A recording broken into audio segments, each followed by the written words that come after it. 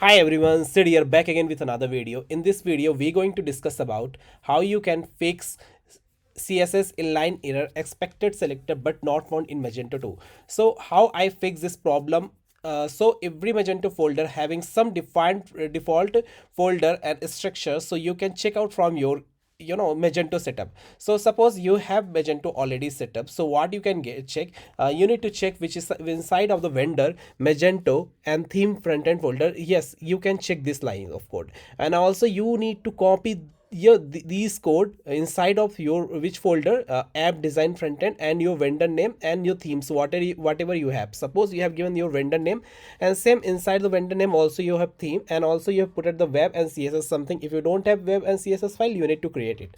Okay, so I'm going to show you how I fix this my problem. So you can check, I have the design folder, and inside the design folder also I have front end and dc cap, which is my module name. Inside the dc cap I have given the name which is my project name. Inside the project name, and then you need to create which is the web and css something, and inside the css you need to put these lines of inline and email something.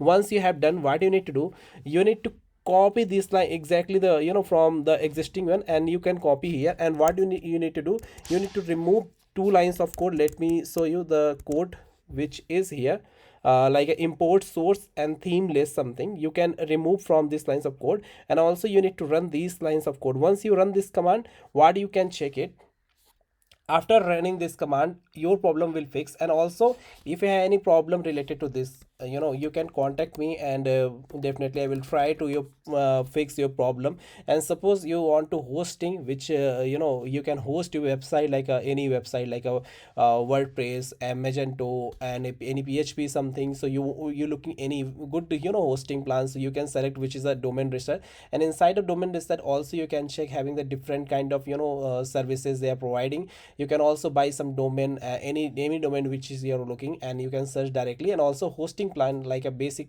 plan you can check here, the 59 rupees per month, personal 99 rupees, silver. So whatever plan suitable for you can also, if you can want to contact from them, of course you can chat, and 24 into 7 support something, you can directly contact with them, and definitely they will try to help you. Thank you for watching this video.